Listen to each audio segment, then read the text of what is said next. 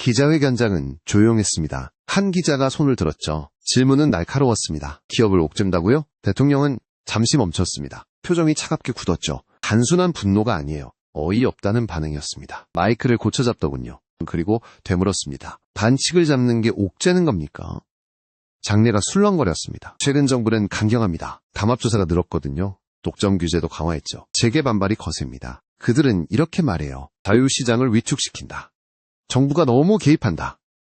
심지어 색깔론도 꺼냅니다. 규제하면 공산당인가요? 이건 정말 이상한 논리죠. 자본주의 역사를 봅시다. 시장 경제의 핵심이 뭘까요? 바로 공정한 경쟁입니다. 경쟁 없는 시장은 죽습니다. 독점이 판치면 썩거든요. 그래서 심판이 필요해요. 축구 경기를 떠올려 보세요. 심판이 휘슬을 붑니다. 반칙한 선수에게 경고하죠. 이게 경기를 망치나요? 오히려 그 반대입니다. 규칙이 있어야 경기죠. 심판 없으면 난장판 됩니다. 시장도 마찬가지입니다. 그런데 이상한 일이 벌어져요. 심판이 호루라기를 붑니다. 그러자 선수가 항의해요. 왜 내 자유를 억압해? 이게 지금의 상황입니다. 일부 세력의 선동이죠. 자본주의를 왜곡합니다. 교묘하게 비틀고 있어요. 그들은 자유를 외칩니다.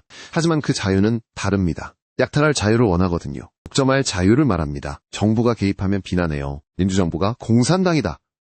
이런 프레임을 씌우죠. 정말 어처구니가 없습니다. 올해의 경제지표를 보세요. 물가가 요동쳤습니다. 원자재 가격은 내렸어요. 그런데 제품값은 올랐죠. 이유가 무엇일까요? 기업 간 담합 의혹입니다. 가격 경쟁을 안 하거든요. 소비자만 피해를 봅니다. 이걸 막는 게 정부입니다. 당연한 의무 아니겠어요? 그런데 이걸 공격합니다. 기업 활동 방해라고요? 미국을 한번 볼까요? 자본주의 종주국이죠? 거긴 규제가 더 셉니다. 담합하면 기업이 망해요. 징벌적 손해배상 있죠? 수조 원대 벌금을 매깁니다. 경영진은 감옥에 가요. 이게 진짜 자본주의입니다. 미국 정부가 공산당인가요? 아무도 그렇게 안 부르죠. 시장을 지키는 겁니다. 건전성을 유지하는 거죠. 반면 한국은 어떤가요? 규제가 너무 약합니다. 돈방망이 처벌이 많죠. 그래서 반칙이 반복돼요. 과징금을 내면 그만입니다. 이익이 더 크니까요. 이건 시장 실패입니다. 정부가 나서야만 해요. 그런데도 저항이 심합니다. 언론을 통해 선동하죠. 경제가 어려워진다.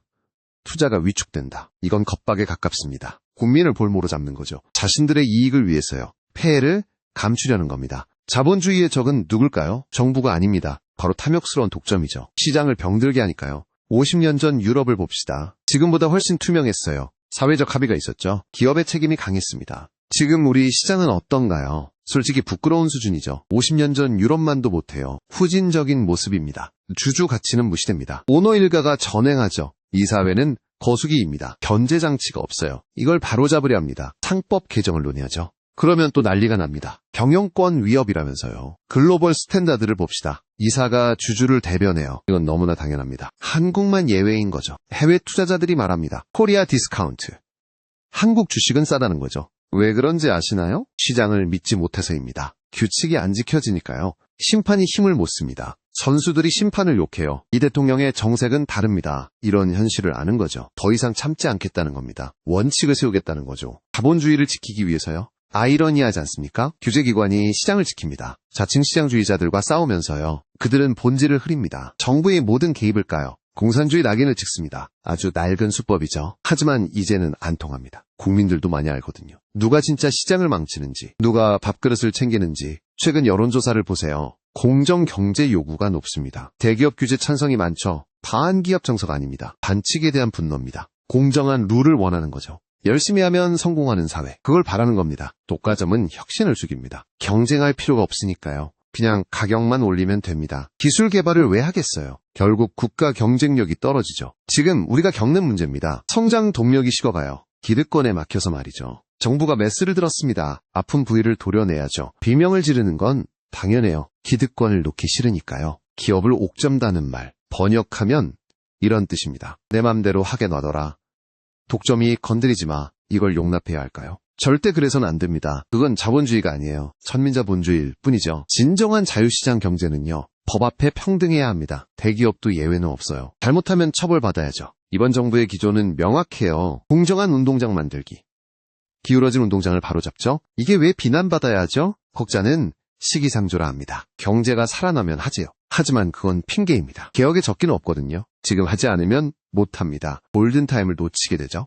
양극화는 더 심해질 겁니다. 중소기업은 다 죽어요. 대기업이 골목상권까지 옵니다. 문어발식으로 확장하죠. 기술 탈취도 빈번합니다. 이게 자유경쟁인가요? 이건 약육강식입니다. 정글이나 다름없어요. 문명사회의 시장이 아니죠.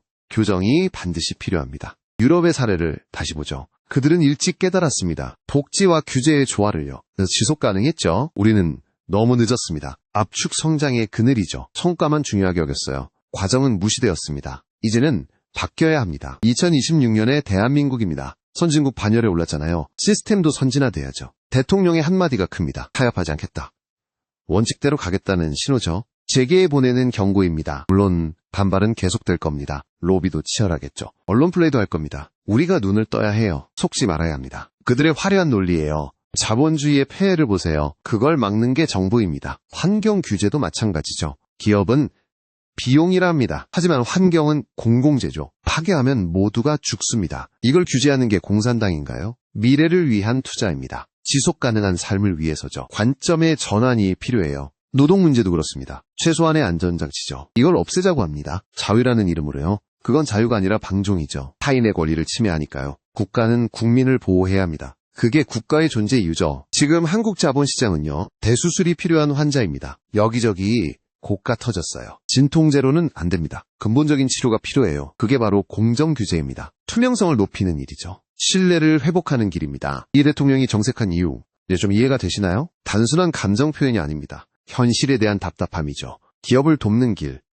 그건 반칙을 용인하는 게 아니죠. 실력으로 경쟁하게 돕는 겁니다. 혁신을 지원하는 거죠. 좀비 기업은 정리해야 해요. 그래야 새싹이 자라니까요. 이게 건강한 생태계입니다. 순환이 되어야 합니다. 우리는 질문해야 합니다. 진짜 기업을 위하는 게 뭔지, 소수 재벌을 위하는 건지, 전체 경제를 위하는 건지 답은 이미 나와 있습니다. 건강한 자본주의를 원한다면요. 심판의 권위를 인정해야죠. 룰을 지켜야 합니다. 정색하던 대통령의 얼굴, 그 속에 결기가 보였습니다. 이번엔 정말 다를까요? 지켜봐야 할 일입니다. 변화는 고통스럽습니다. 하지만 피할 수 없어요. 더 나은 미래를 위해서죠. 우리 아이들을 위해서입니다. 공정한 사회가 되어야죠. 노력한 만큼 대가 받는 곳. 그게 우리가 꿈꾸는 나라죠. 자본주의의 참모습입니다. 선동에 흔들리지 맙시다. 본질을 꿰뚫어 봐야죠. 규제는 족쇄가 아닙니다. 안전벨트와 같습니다. 우리를 보호하는 장치죠. 사고를 막아주니까요. 불편해도 매야 합니다. 생명을 지키기 위해서요. 이제 논쟁을 끝냅시다. 이념 전쟁이 아닙니다. 상식과 비상식의 싸움이죠.